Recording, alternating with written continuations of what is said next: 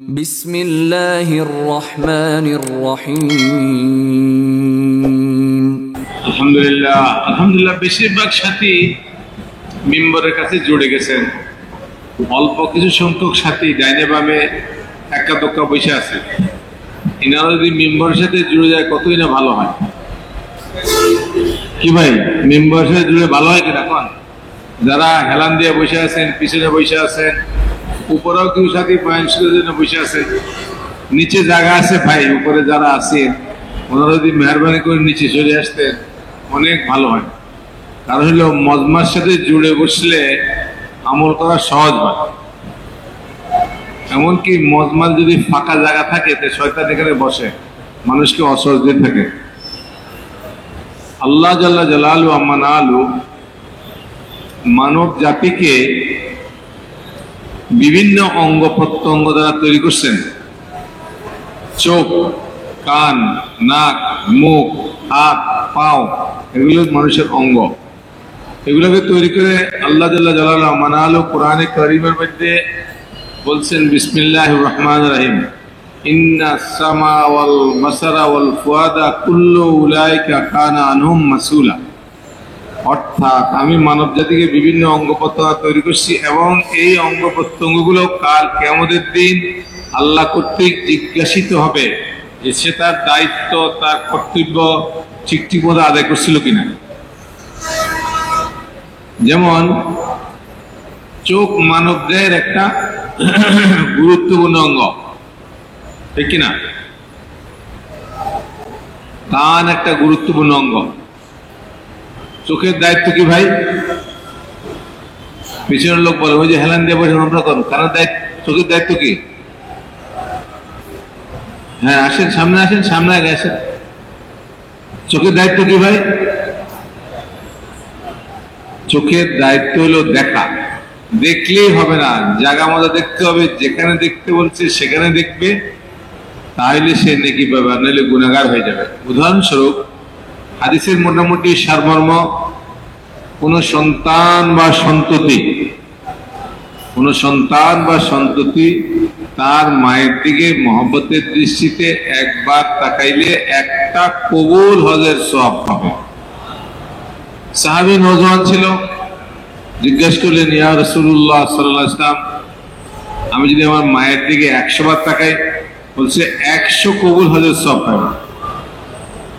চোখ দিয়া আল্লাহর হুকুম আর নবীর তরুজে তাকাবার কারণে সে নেকি পেয়ে গেল। আবার এই একই চোখ দিয়া গায়ের মাহরমের যে তাকায়, গায়ের মাহরম যার দিকে তাকানো নিষেধ, গায়ের মাহরম কিনে নিস। এ ভাই পিছনে যে বসে আছে একটু মেহরবানি করলে কি সামনে আসলে ভালো হয় না? কি কর? হ্যাঁ ভাই, পিছনে আরেকো সাথী আছে, এনারাও চলে আসে। ডান দিকে আরেকো সাথী আছে, মাশাআল্লাহ সবাই চলে আসছে, একটা দোকা বসে আছে। হ্যাঁ, উত্তর দিকে এক ভাই বসে আছে হেলান দিয়া, এনে চলে আসতে ভালো হয়। হ্যাঁ, তো বলছে যে এই চোখ দিয়ে যদি গায়ের মাহরমের দিকে তাকানো হয় তাহলে তো নেকি তো পাবে না, গুনাহগার হবে। উদাহরণস্বরূপ গায়ের মাহরম কাকে বলা হয়? দুনিয়াতে যত রকম বোন আছে, বোন, আপন বোন ছাড়া যত রকম বোন আছে, খালাতো বোন, চাচাতো বোন, মামাতো বোন, সহপাঠী বোন, সহকর্মী বোন, আপনারা যারা গুলিস্তান খদ্দর বোন বুঝেন? দোকানে আসলো যে বইনে গেল কেউ, না, এর নাম হলো খদ্দর বোন। আর তো হচ্ছে সহপাঠী বোন, সহকর্মী বোন, হব বোন, যত বোন আছে, পাতানো বোন, সব বোন। আপন বোন ছাড়া অন্য বোনের দিকে যদি তাকায়, কাল কিয়ামতের দিন তার চোখের মধ্যে গলিত সীসা ঢুকাই দেওয়া হবে। পানি ফুটে 100 ডিগ্রি সেন্টিগ্রেডে, কত ডিগ্রি সেন্টিগ্রেডে? 100 ডিগ্রি সেন্টিগ্রেড পানি টকবক করে ফুটে। সীসা ফুটাইতে হলে 1781 ডিগ্রি সেন্টিগ্রেড লাগে। তাইলে চোখ তার দায়িত্ব পুরোপুরি পালন করার কারণে নেকি পেয়ে গেল। আর যদি চোখ তার দায়িত্ব পুরোপুরি না করে তাইলে গুনাহগার হয়ে গেল। তদ্রূপ ভাবে কানের দায়িত্ব কি ভাই? পিছনের লোক হয় না, কানের দায়িত্ব কি ভাই?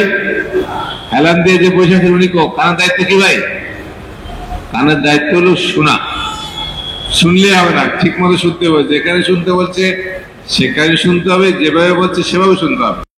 এখানে আমল করার জন্য কে কে বসছেন দেখি? আল্লাহ সবাই কবুল করো। তাহলে ভালো করে শুনেন। আটটা হাদিসের মোটামুটি অর্থ হইল,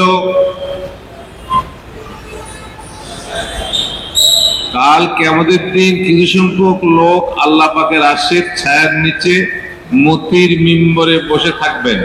তারা নবীও না, তারা শহীদও না। সাহাবী দাঁড়িয়ে জিজ্ঞেস করেন, ইয়া রাসূলুল্লাহ সাল্লাল্লাহু আলাইহি ওয়াসাল্লাম, নবীও না শহীদও না, অথচ মতির মিম্বরে বসে থাকবে, এত বড় মর্তবার অধিকারী কি কারণে, কি আমল করার কারণে? আল্লাহ বললেন, তারা ওই সমস্ত লোক যারা বিভিন্ন এলাকা থেকে এসেছে শুধুমাত্র আল্লাহ পাকের হামদ ও সানা বর্ণনা করার জন্য, আল্লাহ পাকের প্রশংসা করার জন্য, আল্লাহ পাকের জিকির করার জন্য। আপনারা যারা এখানে আসছেন, আমি তো নিশ্চিত আপনারা আল্লাহ পাকের প্রশংসা করার জন্য আসছেন, নাকি নোট, ভোট, জিলাপি, মধুপনের মিষ্টি, কোনটা? আল্লাহ জন্য কে আসছেন দেখি? যদি শুধুমাত্র এখানে আল্লাহর জন্য এসে থাকেন, আর এই আশার কারণে যদি আল্লাহ আমাকে আপনাকে কাল কিয়ামতের দিন আল্লাহ পাকের আরশের ছায়ার নিচে মতির মিম্বরে বসার তৌফিক দান করে, তাহলে এটা একটা সস্তা সদাই হবে। আমরা কি প্রতি বৃহস্পতিবার সব গুজরির নামে এখানে যে একত্রিত হয়েছেন, আমরা কি আয়েন্দা সব গুজরিতে এরকম এখানে একত্রিত হতে পারি কিনা? কি কন? এখন প্রশ্ন হলো, একত্রিত হওয়ার কারণে যদি মতির মিম্বরে বসার তৌফিক দান করে, তাহলে আসলেন, বসলেন, একত্রিত হওয়ার পরে আসলেন, বসলেন, আল্লাহ চাইতো আল্লাহ চাই বেরিয়ে যাবেন। এর জন্য কি আপনারা আর কিছু চান না? না মতির মিম্বরে বসেই খুশি? কোনটা? আর কিছু চান নাকি? কে কে চায়? আল্লাহ সবারই করবে। তাহলে শুনেন, হযরত কোল হলো अल्लाह के रास्ते में निकलना, अल्लाह के रास्ते में निकलना, अल्लाह से बेर हो जाओ, अल्लाह के रास्ते में घूमना, अल्लाह से घुरा फिरा करा, अल्लाह के रास्ते में निकलना, अल्लाह के रास्ते में घूमना मक्का और मदीना के से बहुत अफजल है। हजरत জয়নবীদের আপন বোন ছিল, ওনারা জেইজ বংশের ছিল, হুজুর সাল্লাল্লাহু আলাইহি ওয়াসাল্লামের ভাইরা। কি নাম?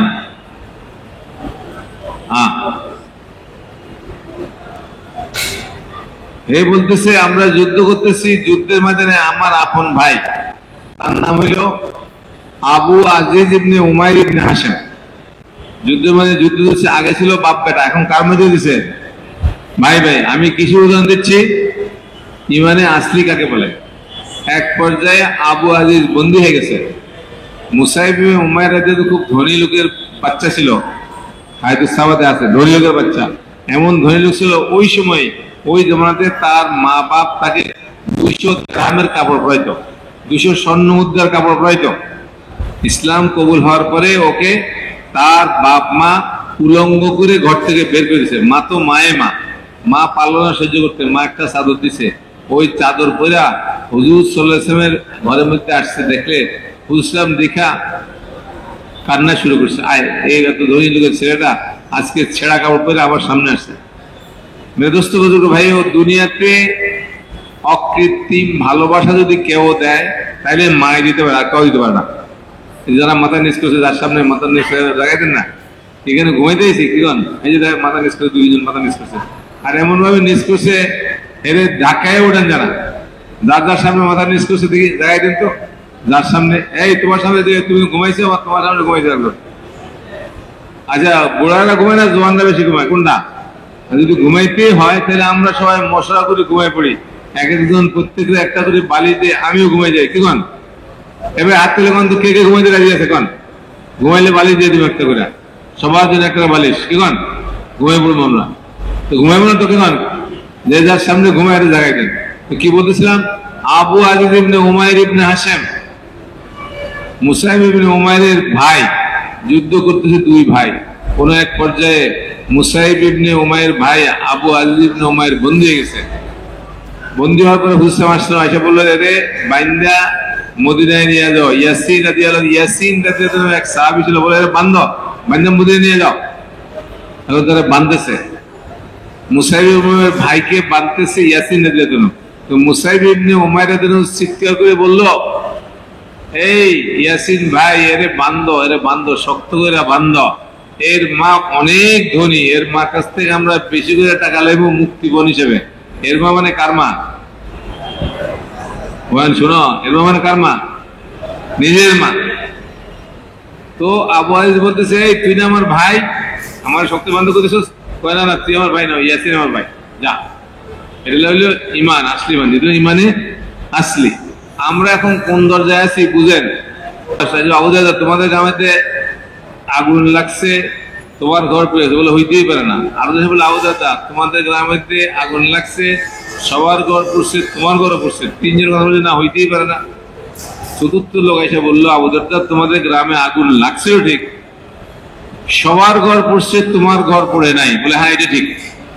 এখন সবাই জিজ্ঞেস করলো, ভাই তিনটা লোক এসে বললো পুড়ে গেছে, তুমি বিশ্বাস করলে না, আর এই লোক এসে হয়েছে তোমারটা পড়ে নাই, অন্যগুলা প্রতি বিশ্বাস করলে কেন? বলে আমি স্পষ্ট মনে আছে, আমি যখন আজকে সকালে বেরিয়ে আসি তখন আমি ওই দোয়া পড়ছি, এই দোয়া পড়লে হুসাম বলছে তার ঘর বিবি বাচ্চাকে আল্লাহ হেফাজত করবে, আমি স্পষ্ট মনে আছি, আমি ওই দোয়া পড়ে আসছি, অতএব আমার ঘর পুড়তে পারে না। বলে কি মানে আসলে আল্লাহ আমাকে আপনাকে আসলে ইমান তৌফিক দান করুন। হাতিম বিন আবি বালতা রাদিয়াল্লাহু তাআলা একজন সাহাবী ছিল, বদরি সাহাবী।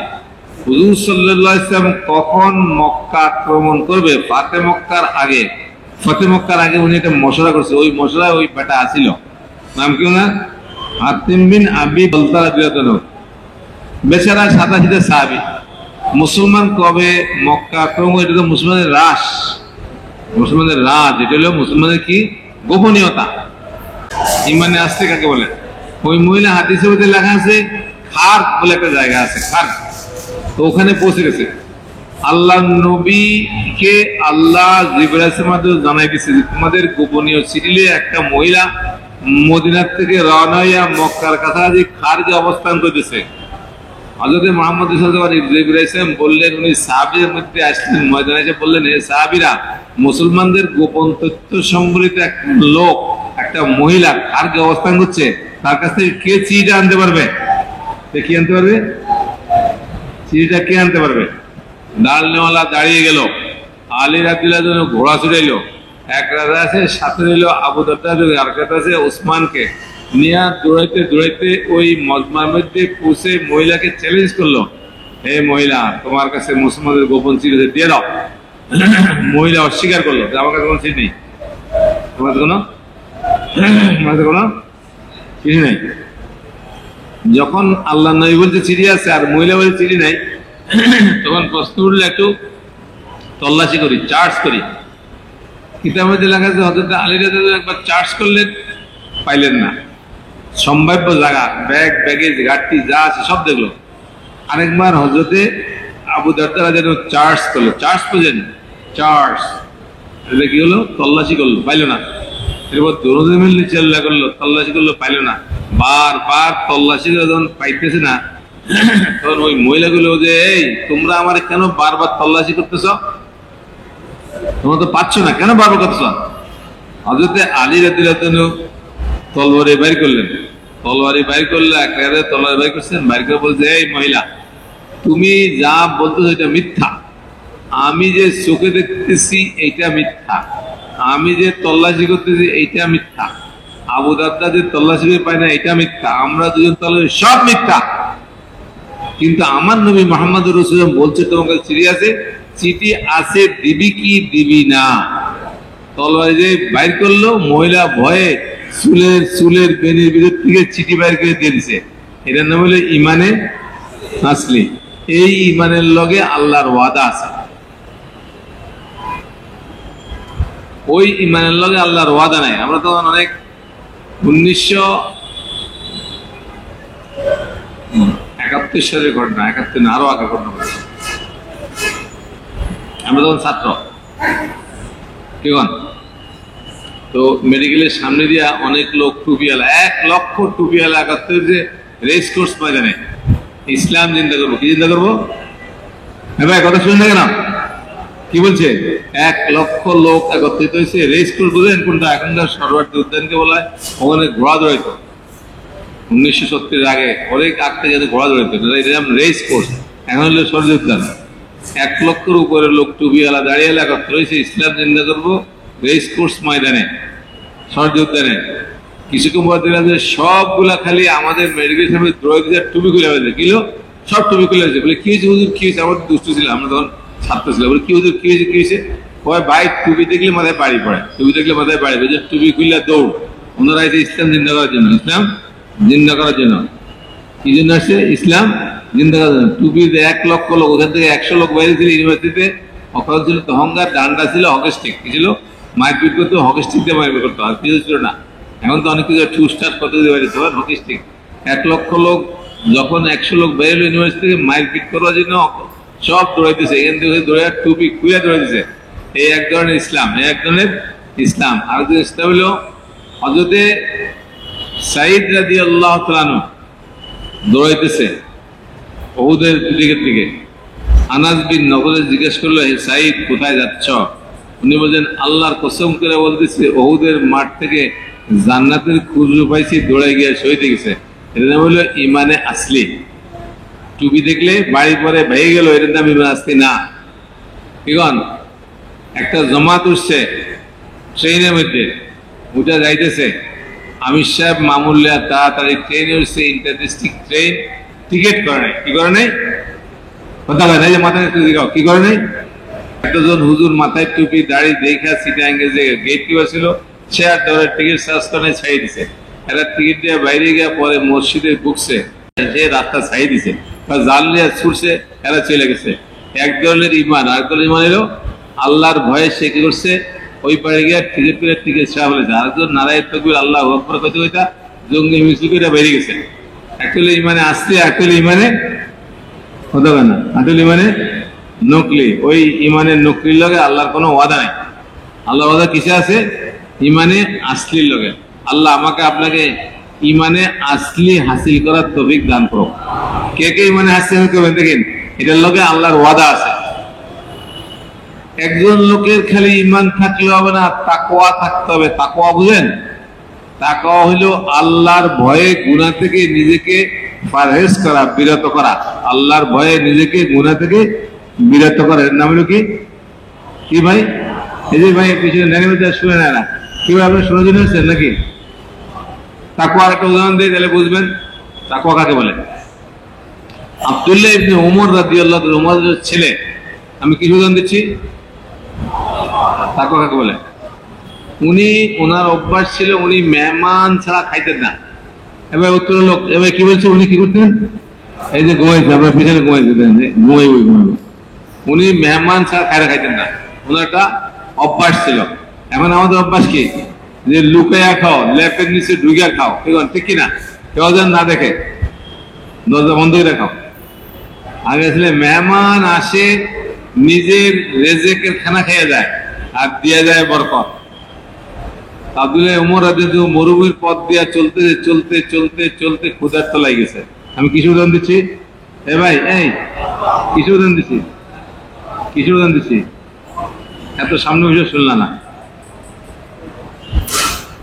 তো বলছে যে হঠাৎ করে দেখলো একটা রাখাল, দেখলো রাখাল মরুভূমিতে, রাখাল না, এই রাখাল এদিকে আসো। বলে কি, প্লামাল্লা খানা খাও, রোজা আছে তো, ইফতারের সময় হয়েছে, এখন আল্লাহর ভয়ে খানা খায় না। এখন রাখাল বলছে না, ওরা আরবের লোক, শায়ের ছিল, কবি ছিল, কাব্যিক ভাষায় কথা বলছে।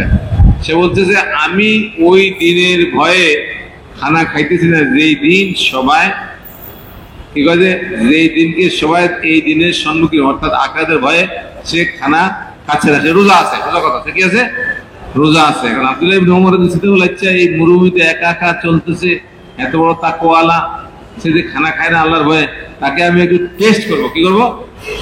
পরীক্ষা করবো কতটুকু ইমান আছে। তাকে বলে এদিকে বলে কি, বলে আমার একটা বকরি দে। কি করবা? আমি বকরিটা জবাই করবো, এটা দামও দিমু ধরে, গোস্ত ধরে দেবে। ঠিক আছে? মানুষ কোন কারণে বকরি গোস্ত দেয় নাকি? ঠিক আছে, আমরা কোরবানি দিই না। ঠিক আছে? তো বলছে এই ছাগল তো আমার না। বলে কার এটা? বলে এটা আমার মনিবের। আল্লাহু আকবার। আমি আমার মনিবকে ধোঁকা দিতে পারি, তখন আমার আল্লাহ কোথায় থাকবে? আল্লাহর ভয়ে সে মনিবকে ছাগল দেয় নাই। এর নাম কি? সিলা দিল কামাবে না, তাকেও হাসিল করতে হইব। আল্লাহর ভয়ে গুনাহ থেকে নিজেকে বিরত থাকতে হইব। আরেকটা উদাহরণ দিই, তাহলে বুঝবেন তাকওয়া কাকে বলে। আব্দুল্লাহ ইবনে মুবারক রাদিয়াল্লাহু তাআলা আনহুম, আব্দুল্লাহ ইবনে মুবারক, আব্দুল্লাহ রাদিয়াল্লাহু তাআলা, উনি সাহাবী ছিলেন না। আব্দুল্লাহ ইবনে মুবারক ওনার একজন বুজুর্গ ছিলেন, তাবিঈন ভাইয়ের পরবর্তী লোক ছিল আব্দুল্লাহ। উনি বড় মুহাদ্দিস ছিলেন, কাবুলের, উনি বড় মুহাদ্দিস ছিলেন, বাগদাদের, কাবুলের না। হযরত মাওলানা এনামুল্লাহ সাহেব এই বয়ানটা করছিল। তো ওনার মজমা এত বড় ছিল যে মানুষ এত আসতো। একদিন ওনার মজমার মধ্যে উনি হাসি আসছে কি বলতে হয়, ভুলে গেছে, আলহামদুলিল্লাহ। আর উত্তর দিল কি, ইয়ারহামুকাল্লাহ। তো উনি আলহামদুলিল্লাহ কইলো, আলহামদুলিল্লাহ কইলে ওনার মজমার মধ্যে এত লোক ছিল, সবাই ইয়ারহামুকাল্লাহ করছে। ইয়ারহামুকাল্লাহর আওয়াজ এত বেশি হয়েছে যে এলাকার লোকজন সব ভয় পেয়ে গেছে। হারুন রশিদ বাদশাহ ছিলেন তখন, উনি শূন্য তলবারি হাতে ঘোড়া লইয়া সৈন্য সমর্থ লইয়া রওনা হয়েছে। উনি ভয় পাইছে, এত বড় আওয়াজ, না হলে বহু শত্রু আক্রমণ করছে, হইতে পারে বাইরের লোক এসে আক্রমণ করছে আর আমাদের আওয়াজ করছে। তো উনি গিয়া যখন শুনলো যে না, আসলে কোনো বহিঃশত্রু আক্রমণ করে নাই, এইটা হলো আব্দুল্লাহ ইবনে মুবারকের মজমার ইয়ারহামুকাল্লাহর আওয়াজ। হাসতে হাসতে বাসায় আসলো, আয়সা বেগম সাহেব বললো যে ভয়ের কোনো কারণ নাই, বহিঃশত্রু আক্রমণের আওয়াজ না, এটা হইলো আব্দুল্লাহ ইবনে মুবারকের মজমার ইয়ারহামুকাল্লাহর আওয়াজ। তখন হারুন রশিদের বাদশার দেবী ছিল জুবাইদা। উনি বললেন, তাহলে বাদশাহ আপনি না বাদশাহ আব্দুল্লাহ ইবনে মুবারক? বলে না, বাদশাহ আব্দুল্লাহ ইবনে মুবারক। ওনার দরবারে আমার থেকে অনেক বেশি লোক আছে। ওনার বাবার নাম ছিল কি, মুবারক। কি নাম ছিল? মুবারক। উনি একটা ফলের বাগানের পাহারাদার ছিল। কি ছিল? ফলের বাগানের কি ছিল? পাহারাদার। সাধারণ চাকরি। এখন ফলের বাগানের পাহারাদার ছিল। মালিক আসছে, মালিক এসে বললো যে এই আব্দুল্লাহ ইবনে মুবারক, আমার জন্য একটু আনার নিয়ে আসো। আমি কি সুদান দিচ্ছি? তাকওয়া কাকে বলে? তো উনি আনার নিয়ে আসলো। আনার খাইয়া বললো যে এটা তো একটু টক, ভালো দেখে নিয়ে আসবে না, মিষ্টি দেখে নিয়ে। আবার আনছে, আবার মিষ্টি দেখে আনতে পারে টক, আবার গোসল যাইবে না। তুই 30 বছর আমার বাগানে থাকস, কোনটা টক আর কোনটা মিঠা জানিস না? বলে যে মালিক, আমি তোমার বাগানে 30 বছর থাকি, কিন্তু আমি কোনোদিন একটা আনার খেয়ে দেখি নাই যে কোনটা টক কোনটা মিষ্টি। এটার নাম হলো কি? তাকওয়া। আল্লাহ আমাকে আপনাকে এই তাকওয়া হাসিল করে যদি তৌফিক দেয়, তাহলে কি হবে? আমার আপনার বেড়া পারে দেবে। দেখি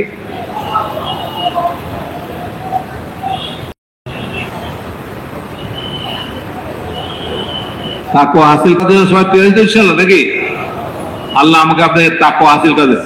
ওই মুবারকের ঘরের মধ্যে হয়েছে, কে হয়েছে? আব্দুল্লাহ ইবনে মুবারক, বড় মুহাদ্দিস ছিলেন।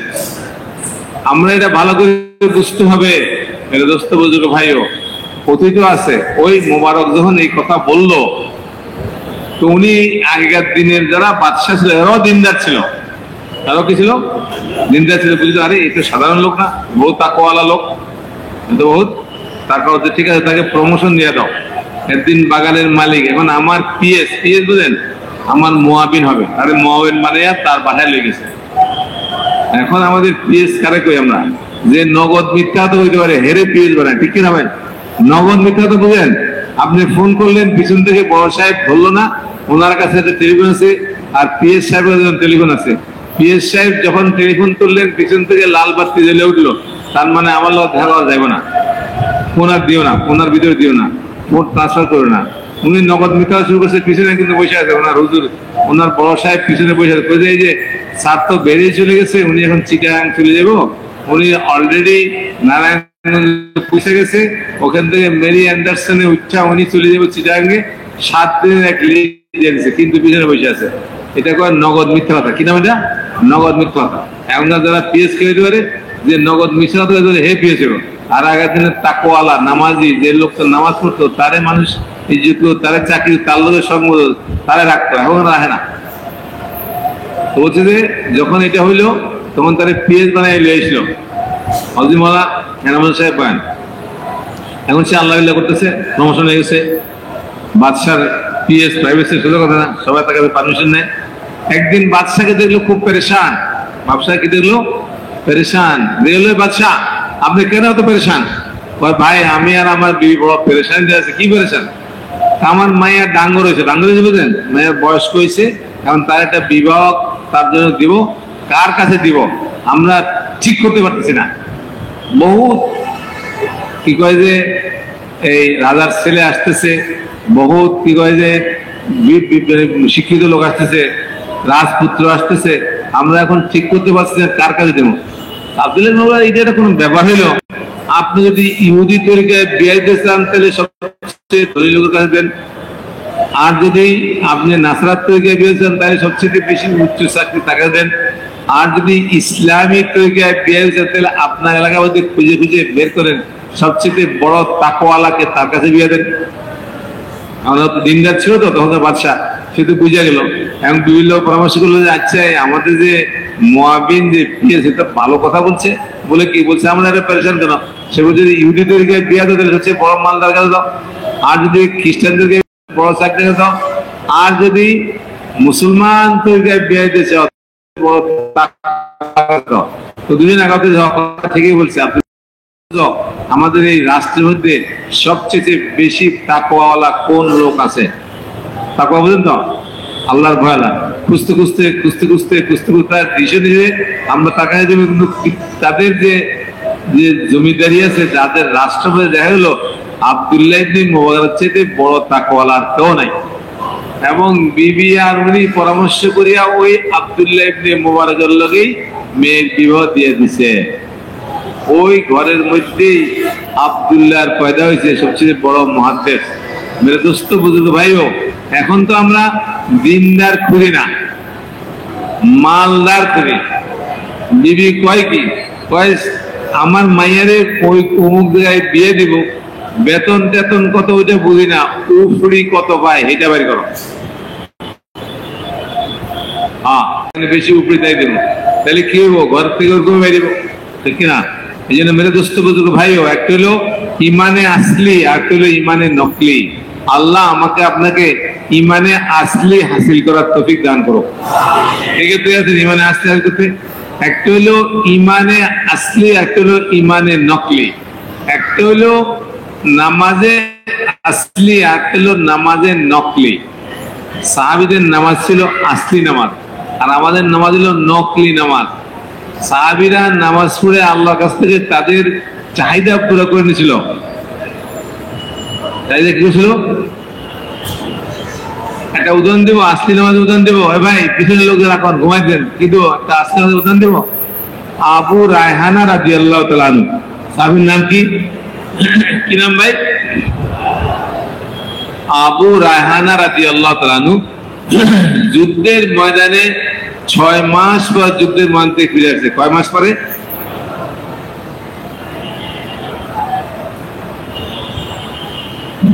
যুদ্ধের ময়দান থেকে ফিরে এসে তবলিগীরা কি করছে? মসজিদ থেকে ভালো করে নামাজ টামাজ পড়ছে। এশার নামাজের পর আয়েশা বিবি করলো আপনি 2 রাকাত নামাজ পড়ে নেন, 2 রাকাত নামাজ পড়ে দেন। আমিও 2 রাকাত নামাজ শুরু করছি। কয় মাস পরে আসছে? 4 মাস না, 2 মাস না, কয় মাস পরে? 6 মাস পরে। বেগম সাহেব 2 রাকাত নামাজ শুরু করছেন। আমি কিছু উদাহরণ দিচ্ছি, পিছনের লোক বলে কিছু উদাহরণ দিচ্ছি। নামাজে আসলি আবু রায়হানা রাদিয়াল্লাহু তাআলা নামাজ পড়া শুরু করছেন। উম্মে রায়হানাও নামাজ পড়া শুরু করছেন। উম্মে রায়হানা নামাজ পড়ার পরে বসে আছেন, স্বামীর লগে কথাবার্তা হবে, পথ পরিচয় হবে। কতদিন পরে আসছে? 6 মাস পরে আসছে। কিন্তু এই নামাজে দাঁড়াইছে তো দাঁড়াইছে দাঁড়াইছে দাঁড়াইছে, নামাজ পড়তেই আছে পড়তেই আছে পড়তেই আছে। সাহাবী কি নাম? আবু রায়হানা রাদিয়াল্লাহু তাআলা। এখন বেচারি কি করবো? অপেক্ষা করতেছে। স্বামীর তো আর নামাজ শেষ হয় না। পড়তে পড়তে পড়তে পড়তে ফজরের আজান হয়ে গেছে। মদিনা মুনাওয়ারাতে ফজরের আজান এসে গেছে। নফল নামাজ শেষ করে ফজর নামাজ, ফরজ নামাজ পড়ার জন্য রওনা হয়ে গেছে। বিবি পিছন দিয়ে কিতাবতে লেখা যায়, কিতাবতে লেখা যায় বিবি পিছন দিয়ে বললো যে আল্লাহর ওলি, নামাজ পড়াই যদি আপনার উদ্দেশ্য হয় তাহলে আপনি কি কয় যে এই এই যুদ্ধের মধ্যে এসে আমার উপর কি আল্লাহর তরফ থেকে আপনার উপর কোনো হক ছিল না? কি কন? উনি হাসে দিছে, বলছে আমি তো ভুলেই গেছি যে আমি যুদ্ধের মধ্যে থেকে ফিরে আসছি। কি কন? আসি নামাজ কারে কয়? তো বিবি আবার অভিমান করে, মহিলা অভিমান বলতেছে কি জিনিস আপনাকে আমার থেকে ভুলেই দিল? উনি বলে দেখো, আমি যখন নামাজে দাঁড়িয়ে গেলাম তখন দেখতেছিলাম আল্লাহ জাল্লা জালালু আম্মা নালু তোমার আমার জন্য জান্নাতের মধ্যে কি নাজামত নিয়ামত রাখছে সেটা দেখতে দেখতে, আর জাহান্নামে কি শাস্তি রাখছে এটা দেখতে দেখতে কখন যে 2 রাকাত নামাজে আমার সমস্ত রাত্রি কেটে গেছে আমি টেরই পাইনি। এটার নাম কি? এর নাম কি ভাই? আসলি নামাজ। আল্লাহ আমাকে আপনাকে আসলি নামাজ পড়ার তৌফিক দান করো। উম্মে সাঈদ রাদিয়াল্লাহু তাআলা 8 নাম দেন। সাঈদ রাদিয়াল্লাহু তাআলা আনহা, আর সাঈদ রাদিয়াল্লাহু তাআলা আব্বা আম্মার কোলের মধ্যে ছুড়ে মক্কা থেকে মদিনায় হিজরত করেছে। নাম কি? সাহাবীর নাম কি? হ্যাঁ, আল্লাহর কি মর্জি, ওখানে যাওয়ার পরে সাঈদ রাদিয়াল্লাহু অসুস্থ হয়ে গেলেন, ওনার ইন্তেকাল হয়ে গেল। সাহাবীরা আল্লাহ নবী সাঈদ তো ইন্তেকাল করেছে, তার জন্য আমরা কি করে তার জন্য দাফন কাপড়ের বন্ধ করছি, আমরা তাকে সাদা কাপড়ের আবৃত্তি করছি। যাও আমাকে খবর দাও, আমাকে দেবে না, ছেলে মরে আপনার খবর দিতে গেছে। উম্মে সাঈদ রাদিয়াল্লাহু তাআলা, আমি কিছু উদাহরণ দিচ্ছি, কিছু উদাহরণ দিচ্ছি, ওই যে মাথার কি উদাহরণ দিচ্ছি, কিছু উদাহরণ দিচ্ছি, বর্ষ কিছু না বয়ান শুনতে আসছেন আপনি? তো বলছে তার মায়ের খবর দাও, তো মা আসলো, বলতেছে আল্লাযী খালাকাল মাউতা ওয়াল হায়াতা লিয়াবলুয়াকুম আইয়ুকুম আহসানু আমালা। কাঁদতেছে, আল্লাহ তুমি আমার ছেলের জীবন দিছো, আমার ছেলের মওয়াত দিছো, আমার কোনো আপত্তি নেই, তুমি তাকে নিয়ে গেছো, কিন্তু এই ছেলেকে তুমি নিয়ে গেছো না, আমি তো আমার বিধর্মীদের আমি কি কয় যে কাফেরদের ধর্ম ছেড়ে মুসলমান হয়েছি, ওরা এখন বলা বলি করতে থাকবে যে তুমি আমাদের ধর্ম ছেড়ে মুসলমানদের ধর্মে গেছো, এই জন্য আমাদের খোদা লেগে গেছে। আল্লাহ আমার ছেলে মরে গেছে, আমি কষ্ট পাচ্ছি না, কিন্তু আমি এটা সহ্য করতে পারবো না যখন তারা বলবে যে আমি আসল খোদাকে ছেড়ে নকল খোদায় আসছি, কিন্তু আল্লাহ তুমি আমার ছেলেকে হায়াত দিচ্ছ, আমার ছেলেকে নিয়ে গেছো, কোনো আপত্তি নাই, তুমি আমার ছেলেকে আবার জিন্দা করতে পারো। বলছে যে কিতাবের মধ্যে লেখা আছে উম্মে সাঈদ রাদিয়াল্লাহু তাআলা আনহা নামাজ পড়তে পড়তে ছেলে বিরুদ্ধে কে কে নামাজ পড়ে কোন কিভাবে আসলি নামাজ পড়তো এটা বলে দেবো, সাহাবীদের জিজ্ঞেস করলো তোমরা কিভাবে আসলি নামাজ পড়ছো, নামাজ পড়ে জান্নাত দেখে বলেছ? ওনারা বললো আমরা নফল নামাজের মধ্যে কি করছি, এই মস্ক করছি, আর নফল নামাজ পড়ে পড়ে ফরজ নামাজকে আমরা ঠিক করছি। বলে কেমনে? বলে রাত্রেবেলা উঠা আল্লাহর কাছে কইতেছি, নফসের কইতেছি। কারে নফস বুঝেন? নফস বড় তেড়া, নফস বড় তেড়া। কেমন? আমি রব তুই নফস, কয় না আমি তুমি। এরপরে আবার 1000 বছর পড়াইছে, তারপরও কয় না। এরপরে কিতাবে লাগা আছে আমি নজর মারাইছে, আরো 1000 বছর পড়াইবার পরে তখন নফসে কইছে হ তুমি রব আমি নফস। নফস বড় তেড়া। বলছে আমরা রাত্রেবেলা নফসের নাদামাত করতাম। নাদামাত বুঝেন? নফসের নাদামাত মানে নফসের আমরা শিক্ষা দিতাম। এই নফস আজকে রাত্রে 20 রাকাত নামাজ পড়বো দুনিয়ার খেয়াল ছাড়া। কে কারে বলতেছে? কে বলতেছে? হ্যাঁ, তো নামাজ শুরু করছে। শুনো নফস, ভালো করে শুনো, যদি এই 20 রাকাতের মধ্যে দুনিয়ার খেয়াল আসে তাহলে কিন্তু 40 রাকাত। এখন পড়তে পড়তে 18 রাকাত আসে, দুনিয়ার খেয়াল আছে। বলছে কেন দুনিয়ার খেয়াল আসতো? 40 রাকাত না পড়ে ঘুমাবে না। 40 রাকাতের মধ্যে দুনিয়ার খেয়াল তাহলে কিন্তু 80 রাকাত। 80 রাকাতে দুনিয়ার খেয়ালে 160 রাকাত। নামাজ শুরু হয়ে গেছে। 38 রাকাতে দুনিয়ার খেয়াল আসছে। তো বলছে কেন আসলো? 80 রাকাত না পড়ে ঘুমবে না। 80 রাকাত পড়তে পড়তে যখন দুনিয়ার খেয়াল আসছে বলে 160 রাকাত, 160 রাকাত পড়তে পড়তে রাত্রি শেষ হয়ে গেছে। প্রথম রাত্রি আল্লাহ ধ্যান ছাড়া পড়তে পারে নাই, দ্বিতীয় রাত্রি পারে নাই, তৃতীয় রাত্রি পারে নাই, চতুর্থ রাত্রি পারে নাই, পঞ্চম রাত্রি পারে নাই, ষষ্ঠ রাত্রি পারে নাই, সপ্তম রাত্রি পারে নাই।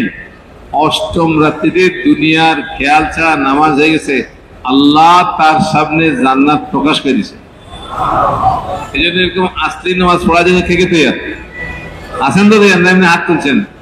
হ্যাঁ ভাই, তাহলে আজকে থেকে শুরু হয়ে যান। ঠিক আছে, এখন তো কিছু পরে আমরা যখন কি বলে দোয়া করি তখন জুতা নিলে বাড়ি থেকে রওনা হবো, তাহলে আসলি নামাজ দেব, এখান থেকে মস্ক করতে হইব। আল্লাহ আমাকে আমল করার তৌফিক দান করো। একটা হইলো আসলি সফর, আরেকটা হইলো নকলি সফর। আমরা যে এখন সফর করতেছি আল্লাহ রাস্তায়, মোরে দুস্থ বুজুর্গ ভাইও, এটা আসলি সফর না, নকলি সফর। আসলি সফর কাকে বলে উদাহরণ দিব? কথা কয় না। আসলি সফর কাকে বলবো? কে কে শুনতে রাজি আছে? আসলি সফর কাকে কয়? আসলি সফর কাকে বলে এটা উদাহরণ দিলে বুঝবেন।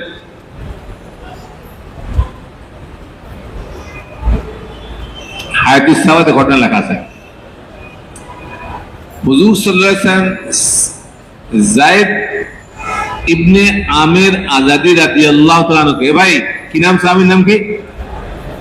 নাম কি? হ্যাঁ, যায়েদ ইবনে আমির আজাদি রাদিয়াল্লাহু তাআলা কে কাসেদ হিসাবে, কি হিসাবে? কাসেদ মানে এনবয়, এনবয় মানে কি? দূত, দূত হিসাবে পাঠাইছিল সৌরাবিলের কাছে। এত সব ঘটনা আছে। সৌরাবিল ছিল রুমিদের বাদশাহ, সিরিয়া, দাওয়াত দিয়ে পাঠাইছে। বেটা সৌরাবিল কথা শুনে মুতার মধ্যে গেল, যাওয়ার লগে ওনার গর্দান উড়ে দিছে। যা, আচ্ছা দূত হত্যা মহাপাপ, তুমি ইসলাম কবুল করো না করো তোমার ব্যাপার, কিন্তু আমি তোমার সিঁড়ি বাড়ি তুমি মেরে ফেলা, আন্তর্জাতিক আইনে দূত হত্যা মহাপাপ। হ্যাঁ, দূত হত্যা করা যাবে না, এটা হলো আন্তর্জাতিক আইনের তং আছে ছেলেটা। তো আমির ইবনে আজাদি রাদিয়াল্লাহু, যায়েদ ইবনে আমির আজাদিকে যখন হত্যা করে দিল, তো হুজুর সাল্লাল্লাহু আলাইহি ওয়াসাল্লাম খুব মনে দুঃখ পেলেন। সাথে সাথে 3 সহস্রের একটা বাহিনী তৈরি করছে। আমি কিছু উদাহরণ দিচ্ছি। হ্যাঁ, এই যে শুনছেন, আপনি শুনেন নেই, মাথায় গিয়ে তাকাতে। আসলি সফর কাকে বলে? আসলি কুরুজ কাকে বলে? আসলি তবলিগ কারে কয়? এবং হুজুর সাল্লাল্লাহু আলাইহি ওয়াসাল্লাম মদিনা মুনাওয়ারাতে বসে পরামর্শ করতেছে। মদিনা মুনাওয়ারাতে জুম্মার আখ্যান দিয়ে পরামর্শ হইতেছে। বললেন যে এই যুদ্ধে 3 সহস্রাধিক সৈন্যের বাহিনী বানাইয়া হুসাম বললেন যায়েদ ইবনে হারেসা, যায়েদ ইবনে আমির আজাদি দূত পাঠাইছে। এর মধ্যে যায়েদ ইবনে হারেসা হুজুরের পালক পুত্র ছিল। এই যে ঘুমায় সামনে বসে, এত বড় সাহস, ঠিক আছে? তারা তো ঘুমাতে দূরে গিয়ে ঘুমায় না, সামনে ঘুমাইছে। বলছে যে এই যুদ্ধের ময়দানে যায়েদ ইবনে হারেসা হুসাইনের পালক পুত্র, উনি আমির হবে। যদি যায়েদ ইবনে হারেসা রাদিয়াল্লাহু আনহুম শহীদ হয়ে যায়, তাহলে জাফর ইবনে আবু তালেব আমির হবে। জাফর ইবনে আবু তালেব রাদিয়াল্লাহু আনহু যদি শহীদ হয়ে যায়, আব্দুল্লাহ ইবনে রাওয়া রাদিয়াল্লাহু আমির হবে। আব্দুল্লাহ ইবনে রাওয়া যদি শহীদ হয়ে যায়, মুসলমানরা পরামর্শ করে 74 লোকরে আমির বানাবে। এই মশলা যখন হইতেছিল, ফলানা শহীদ হলে ফলানা আমির, ফলানা শহীদ হলে ফলানা আমির, ফলানা শহীদ হলে ফলানা আমির, ফলানা শহীদ হলে তোমরা মশলা করে 14 লোকের আমির বানাইবা। এই মশওয়ারাতে ওই 3 জন সাহাবী উপস্থিত ছিলেন। যায়েদ ইবনে হারেসা উপস্থিত ছিলেন, জাফর বিন আবু তালেব উপস্থিত ছিলেন, আব্দুল্লাহ ইবনে রাওয়া উপস্থিত ছিলেন। সাধারণত বেকুব লোকের আমির বানানো হয় না, হয় নাকি? বেকুব লোক আমির বানায় নাকি? কি হন, আমরা বেকুব লোকের আমির বানাই? আমরা বানান নাকি? এরা কিন্তু বুদ্ধিমান লোক ছিল। শহীদ ফলানা আমির বলতেছিল যে আল্লাহ নবী, এরা 3 জনে বুঝছিল যে আমরা এই যুদ্ধে শহীদ হয়ে যাব, যুদ্ধের ময়দানে শহীদ হয়ে যাব। এটা আগে যাইদনা শুননা যুদ্ধের ময়দানে রওনা হওয়া, এটা নাম হলো সফরে আসলি। সফরে আসলি। আপনারা যারা এখন আল্লাহ চাইতো এই যে এখানে আসছেন, জান্নাতে ঢুকেছেন, আপনারা এখন কোথায় আছেন? আপনারা কি কি কয় যে এই গুলিস্তানে মসজিদে আছেন না জান্নাতে আছেন? কোথায় আছেন? কার কারে কি নয় জান্নাত মধ্যে আছি? হ্যাঁ, হযরত বলছে কোন লোক আল্লাহ রাস্তায় গেল, সেজন্য ইয়াকিন করে সে জান্নাতে ঢুকে গেছে। ঠিক আছে? যদি বাহার থেকে আসার সময় কেউ কানে কানে কইতো ওই ফলানা তুমি যে যাইতেছ, যাওয়ার পথে কিন্তু তুমি শহীদ হয়ে যাবে, কি কন? তখন যদি আসতে পারতেন তাহলে এগুলো সফরে আসলি কি অবস্থা? বাইরের লোক যদি কেউ কানে দেয় পেটাই যাইতে খালি ওখানে বোমা ফুলে এগুলো সব শেষ, কি কন? শহীদ হয়ে তো মুশকিল। যদি জাইদ ইবনে হারেসা জানতেন উনি শহীদ হবেন, তারপর আল্লাহ হযরত জাফর বিন আবু তালেব জানতেন, আব্দুল্লাহ ইবনে রাওয়াহা জানতেন যে আমরা শহীদ। মুতার যুদ্ধ হযরত যায়েদ বিন হারেসা রাদিয়াল্লাহু তাআলা আনহু রওনা হয়ে গেছেন, মুতার যুদ্ধে শহীদ হয়ে গেছেন। হযরত জাফর বিন আবু তালেব রওনা হচ্ছেন। আমি কিছু উদাহরণ দিচ্ছি, ভালো করে বুঝেন। তবলিগ করতে করতে অনেক দূর আগে গেছি আমরা, ফয়সাল হয়ে গেছি, আমিরে ফয়সাল হয়ে গেছি, বাইরে বললে সব হয়ে গেছি, কি করে মহল্লার আমিরে। এখন শুনেন, হযরত জাফর বিন আবু তালেব রাদিয়াল্লাহু আনহু বলা আছে কিতাবের মধ্যে, উনি যখন আল্লাহ সাহেব বের হয় তো ওনার 3টা নাবালক বাচ্চা ছিল, আব্দুল্লাহ, আউন, মোহাম্মদ। আব্দুল্লাহ, আউন, মোহাম্মদ 3টা বাচ্চা ছিল, এবং ছোট বাচ্চার বয়স 2 বছরের কম ছিল, দুধের বাচ্চা ছিল। কিতাবের মধ্যে লেখা আছে, আয়াতুস সাবা যে কিতাবের থেকে রচনা করছে ওই কিতাবের মধ্যে লেখা আছে বাচ্চা, যে ছোট বাচ্চা ছিল, দুধের বাচ্চা ছিল। জাফর বিন আবু তালেব সম্বন্ধে বলা আছে, হুজুর সাল্লাল্লাহু আলাইহি ওয়াসাল্লাম জাফর বিন আবু তালেবের চেহারার খুব মিল ছিল। বাহির থেকে, দূর থেকে, পিছন থেকে বোঝা যেত না কে জাফর বিন আবু তালেব, কে মুহাম্মদুর রাসূলুল্লাহ সাল্লাল্লাহু আলাইহি ওয়াসাল্লাম। 3 ছোট বাচ্চাকে রেখে রওনা হয়ে গেছে যুদ্ধের ময়দানে। কিতাবের মধ্যে লেখা আছে, আগেকার দিনে কেন, এখনো তো যখন জামাত বের হয় তো আমির সাহেবরা জামাতটা একটু আগাই দেয়, তাই না ভাই? আগাই দেয় কিনা? আল্লাহ নবী বলছেন, এইবার হযরত বয়ান করছিল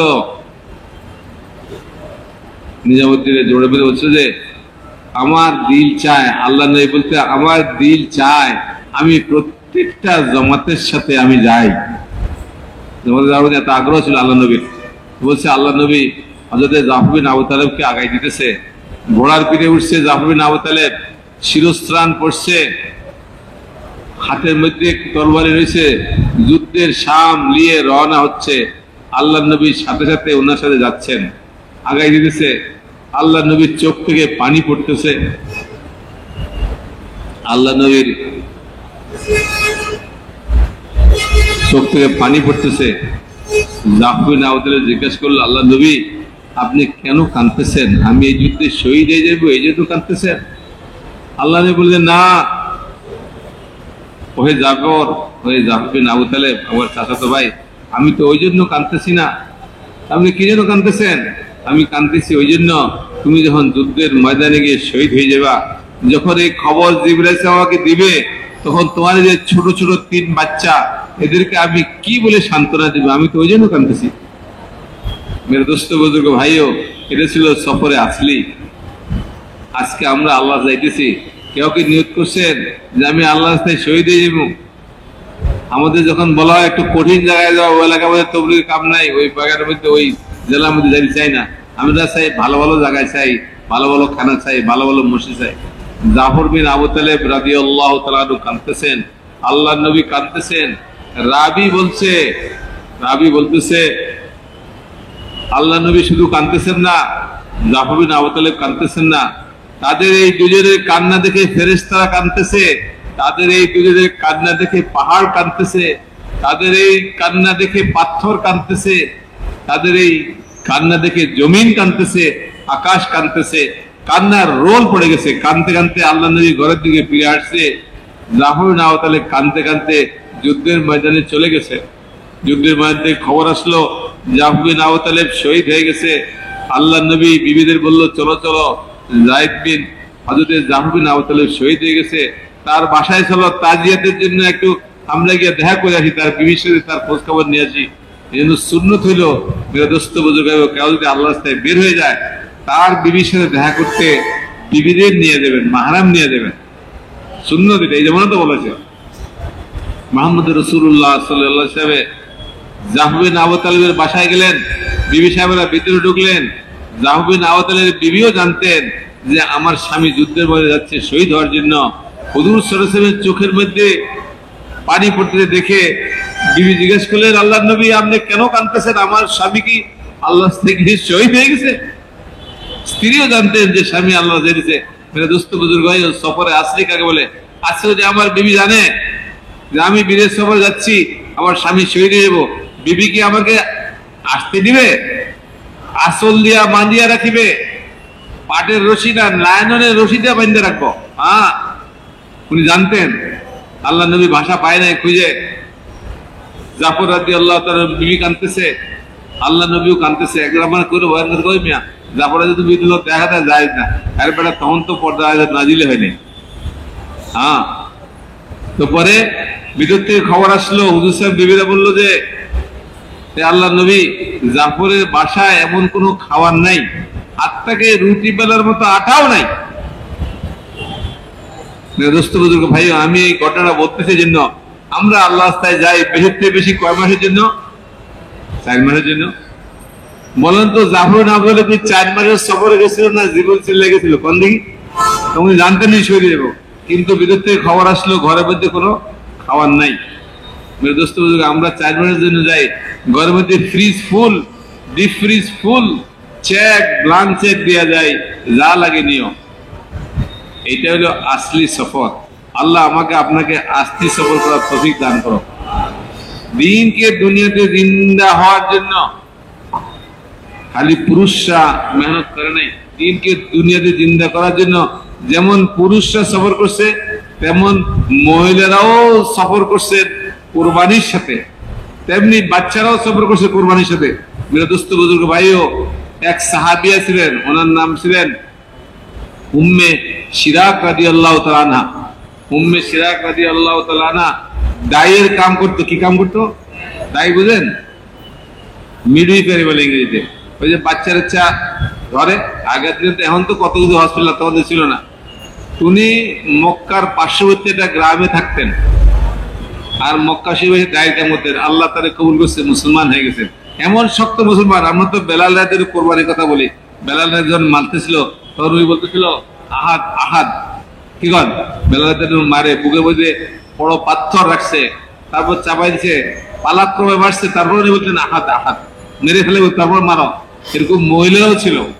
হযরত উম্মে শিরাক রাদিয়াল্লাহু তাআলা আনহাকে যখন মক্কার মধ্যে দ্বীন প্রচারের আর কোনো সম্ভাবনা ছিল না, হুজুর সাল্লাল্লাহু আলাইহি ওয়াসাল্লামকে মারছে, হযরত আবু বকর মারতে মারতে বেহুশ করে বলেছে। হুজুর সাল্লাল্লাহু আলাইহি ওয়াসাল্লাম সঙ্গত কারণে গিয়া হযরত আকরামুল আকরাম রাদিয়াল্লাহু তাআলা ঘরের মধ্যে আশ্রয় নিয়েছিল।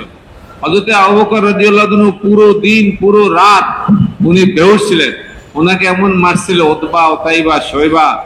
আল্লাহর নবীর পরে, নবীদের পরে দুনিয়াতে সূরজের নিচে জমিনে যদি কোনো লোক সবচেয়ে বেশি দাবি থাকে, তাহলে আবু বকর রাদিয়াল্লাহু তাআলা আনহু। আবু বকর রাদিয়াল্লাহু তাআলাকে মার দিছে, উতবা উতাইবা শৈবা, জুতা দিয়ে পিটাইছে। এত দামি লোকটাকে বেহুশ হয়ে গেছে, পুরো দিন বেহুশ, পুরো রাত বেহুশ। উম্মে কুয়াফা রাদিয়াল্লাহু তাআলা আনহা, উম্মে কুয়াফা রাদিয়াল্লাহু তাআলা আনহা মা আইসে বাচ্চার খেদমত দিল। দুনিয়াতে অকৃত্রিম ভালোবাসা শুধু মায়ে দেয়, অন্য কেউ দিতে পারে না। বিদেশ থেকে যখন ছেলেরা আসে, কি কন, সবার নজর পুস্কার দিকে, মায়ের নজর পোলার দিকে। মা কয় হায় রে, আমার জাদু শুকিয়ে গেছে। কি কন? আর সবাইকে পুস্কার দিয়ে কিনে আইছে। উম্মে কুয়াফা রাদিয়াল্লাহু তাআলা আনহা তখনও মুসলমান হয় নাই। আবু বকর রাদিয়াল্লাহু আনহু খেদমত শুরু করলো, সারা রাত্রি বেহুশ ছিল। শেষ রাতে উনি যখন হুশ হইল, চেহারা বিকৃত হয়ে গেছে, নাক ভেঙে ফেলছে। তো বলছে যে ঘুম থেকে জেগেই বললো যে আমার আল্লাহ নবীর কি খবর।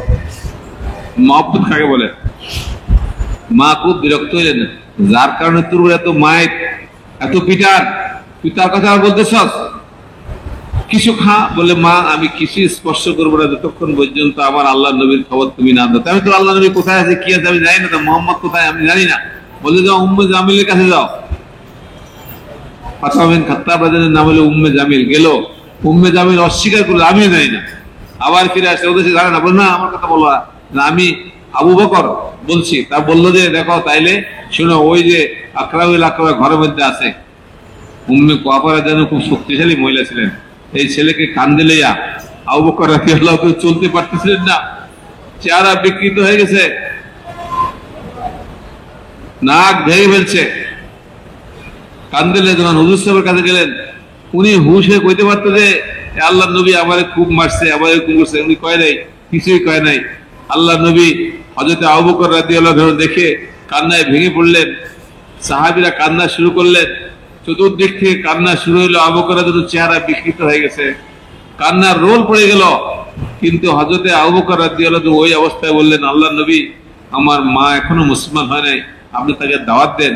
আল্লাহ নবী ওই অবস্থায় উম্মে কাবাকে দাওয়াত দিয়ে উনি ইসলাম কবুল করলেন। মেরে দোস্ত বুজুর্গ ভাইও, ওই আবু বকর রাদিয়াল্লাহু তাআলা আনহু এই আর তাবলীগ চলছে না, বন্ধ হয়ে গেছে। আল্লাহ নবী তাবলীগ করতে পারছে না, আবু বকর রাদিয়াল্লাহু করতে পারছে না, কিন্তু তারপরও কাফেররা দেখলেন চুপে চুপে মহিলারা মুসলমান হয়েছে। কিভাবে হইতেছে চিন্তা করতে বলে তারা খুঁজে বের করলো যে উম্মে শিরাক রাদিয়াল্লাহু একজন মহিলা দায়ের কাম করে আর চুপে চুপে মানুষকে মুসলমান বানায়। তো সবাই ধরলো, এই তুমি আমাদের খেলা তাহলে করতো না, মেরে ফেলে। সব মুসলমান যারা এদিকে সব দেখো না কিরম করছি ভাই গেছে, সব মক্কায় দিনের দাওয়াত দিতে পারছে না, মদিনায় দিনের দাওয়াত দিতে পারছে না, কোথাও না, ঘরের বাইরে যেতে পারছে না। আমরা তো এরকম পিটান খাই না, খাইছি নাকি ভাই? খালি না হয় মসজিদ থেকে বের করেছি, এটুকুই তো নাকি? পিঠের মধ্যে না আগুন জ্বালা দিচ্ছে। আল্লাহ নবীর অবস্থা তো বললো যে, তখনও মুসলমান তো বললো, ওই বেটি তুই করতে গাইছিস? বলে আমি আইছি এই কি কয় যে মক্কার গ্রাম থেকে। বলে খবরদার আর কারো দাওয়াত দেবে, দাওয়াত দেবে না। না আমি দাওয়াত দিব, মরিয়ার বসি। খালি খালি হযরতে কি কয় যে বেলালের দিন হাত মানে সেও হাত বলছে। কিতাবের মধ্যে লেখা আছে তার গলার মধ্যে রশি বাঁধছে। কার গলার মধ্যে? হ্যাঁ, মাইন্দা তারে শেষ হইয়া মক্কা শরীফের শহর থেকে তাকে গ্রামে নিয়ে যাচ্ছে।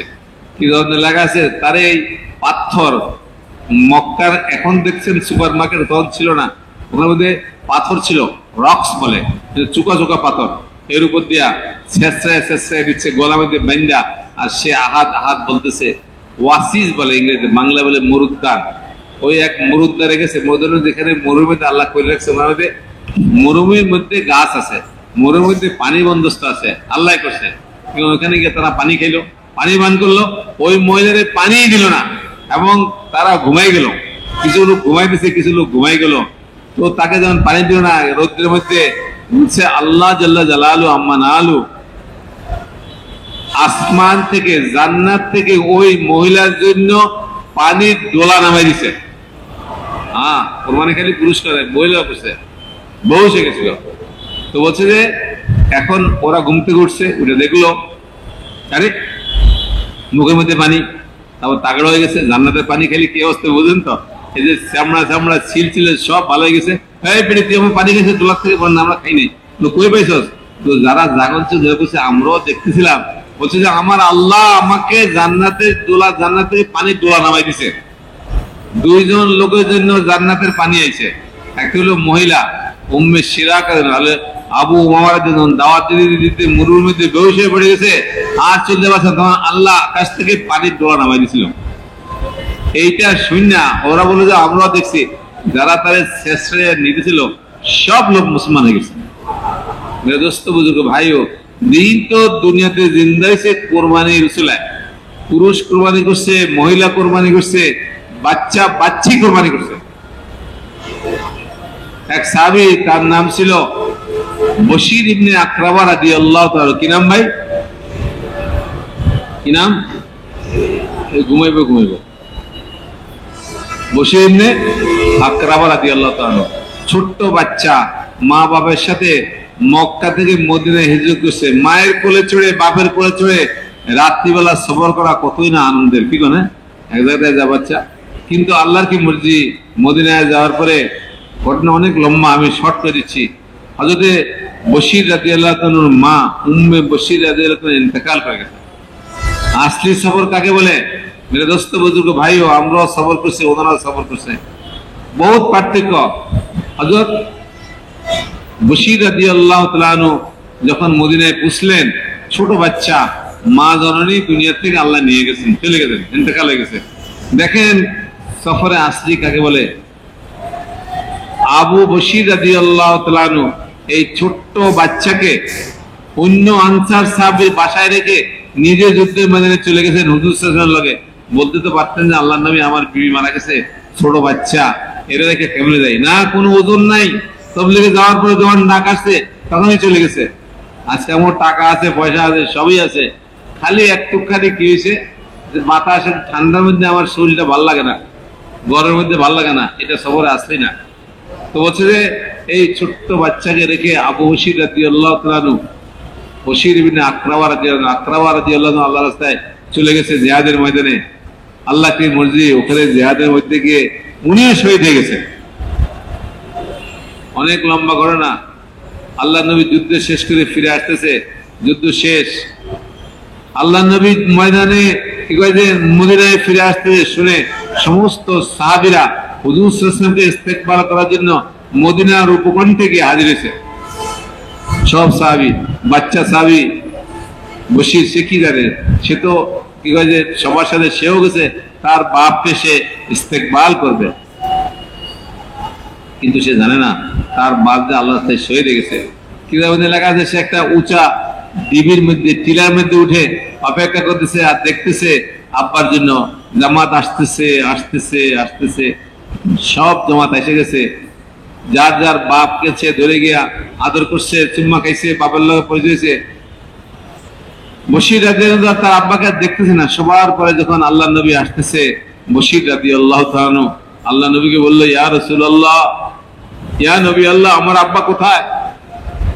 আল্লাহ নবী দেখে চিনল, আরে এ তো বশির, এর মা তো মদিনায় শহীদ হয়ে গেছে, এর বাপ তো আমার সাথে যুদ্ধের ময়দানে শহীদ হয়ে গেছে, একে আমি কি বলে সান্ত্বনা দিব? কিতাবে লেখা আছে হযরতে আকরাওয়া রাদিয়াল্লাহু তাআলা আনহু শহীদ হয়ে গেল। হুজুর সাল্লাল্লাহু আলাইহি ওয়াসাল্লাম তাকে দেখে বলল যে, হুজুর সাল্লাল্লাহু আলাইহি ওয়াসাল্লাম এই বশিরকে কোনো সান্ত্বনার ভাষা খুঁজে না পাইয়া উনি বশিরের কাছ থেকে ওনার চেহারা লুকাই ফেলেন, ডাইন দিকে নিয়ে গেলেন। বশির রাদিয়াল্লাহু তাআলা বুঝতে পারেন, উনি এসে বললেন, ইয়া রাসূলুল্লাহ, ডাইন দিক থেকে বলে, ইয়া রাসূলুল্লাহ, ইয়া নবী আল্লাহ, আমার আব্বা কোথায়? আল্লাহ নবী আবার মুখ লুকাইলেন, সে আবার বাম দিকে এসে বললো, ইয়া রাসূলুল্লাহ, ইয়া নবী আল্লাহ, আমার আব্বা কোথায়? আল্লাহ নবী আবার বাসা বাইরে খুঁজে, বাচ্চা ছেলে আইসা আল্লাহ নবীর জামা ধরে বলতেছিল, ইয়া রাসূলুল্লাহ, ইয়া নবী আল্লাহ, আমার আব্বা কোথায়? হুজুরের চোখ দিয়া পানি পড়তেছে, সাহাবীদের চোখ দিয়া পানি পড়তেছে, সবাই কাঁদতেছে। আল্লাহ নবী সান্ত্বনা খুঁজে পাই নাই, ভাষা সান্ত্বনা দেওয়ার কোনো ভাষা খুঁজে পাই নাই। আল্লাহ বলতেছে, হে বশির ইবনে আকরাওয়া, তুমি কি চাও না মুহাম্মদ বিন আব্দুল্লাহ তোমার আব্বা, আয়েশা তোমার মা, আর ফাতেমা তোমার বোন? মেরে দোস্ত বুজুর্গ ভাইও, বাচ্চা তখন বুঝলো, হায় রে, আমার মা তো মদিনায় শহীদ হয়ে গেছে, বাপ তো আল্লাহ রাস্তায় শহীদ হয়ে গেছে। এইটা ছিল সফরে আসলি। আমরা যে সফর করি, আমাদের সফরগুলো আসলি না। এই আসলি সফরের লগে আল্লাহ পাকের ওয়াদা আছে। এই জন্য এরকম আসলি সফর করার জন্য কে কে তৈরি হয়েছে দেখি। ওয়াব ইবনে কাবুস রাদিয়াল্লাহু তাআলা একজন সাহাবী ছিল, রাখাল ছিল। কি ছিল ভাই, নাম কি ছিল ভাই? রাখাল। রাখালের সম্বল কি? রাখালের সম্বল কি? কি ভাই? ছাগল, গরু, এগুলো তার সম্বল। তার কোনো বাড়ি আছে নাকি? মরুভূমিতে রাখাল যারা আছে তাদের প্লট নাই, ফ্ল্যাট নাই, বাড়ি নাই, সম্বল তার কি হইল? গরু, ছাগল, ছোট্ট গরু। তো চড়াইতে চড়াইতে মদিনায় আসছে রাখাল, মরুভূমির রাখাল। এরা অনেকদিন পরে শহরে আসে, মদিনায় আসছে আল্লাহর নবীর লগে দেখা করব। কি করবে? আমরা যখন যারা ঢাকার বাইরে থাকি, যখনই ঢাকায় আসি, দিল চায় যে কাকেল মসজিদে 2 রাকাত নামাজ পড়ি। কি করে? দিল চায় যে একদম বড়দের সাথে দেখা করে যায়, একটু কাকেল মসজিদে যাই, কি কর মার্কাজে যাই। তো বলছে সে গেল তার নবীর সাথে দেখা করার জন্য। শুনলো যে নবী আল্লাহ রাস্তায় চলে গেছে, জিহাদের ময়দানে চলে গেছে, সম্বল তার ছাগলগুলো রেখে তলোয়ার লিয়া সেও চলে গেছে। আরে আমি আল্লাহ নবী জিহাদে গেছে, আমি ছাগল চড়াই আমি হইতেই পারে না। তলোয়ার লিয়া যখন জিহাদের ময়দানে গেল, ওদের ময়দান ছিল, আল্লাহ নবী বলতেছিল, এই দেখো দেখো, একটা দল আসতেছে আমারে আক্রমণ করার জন্য। কে দলটাকে বিচ্ছিন্ন করতে পারে? ওয়াব বিন কাবুস তার তলোয়ার নিল, বীর বিক্রমে ছুটলো, ওদের সাথে যুদ্ধ করতে করতে করতে করতে করতে আল্লাহ নবী বলছিল যে এই দলটাকে ফিরে দিতে পারবে, তছনছ করে দেবে, সে আমার লগে জান্নাতে থাকবে। শূন্য আর কিছু না। তলোয়ার নিয়ে বীর বিক্রমে গেল, ওখানে মধ্যে বীরের মতো যুদ্ধ করতে করতে কচু কাটা করতে লাগলো, কাফেরদের সর্বনাশ করে দিল, শেষ করে দিল।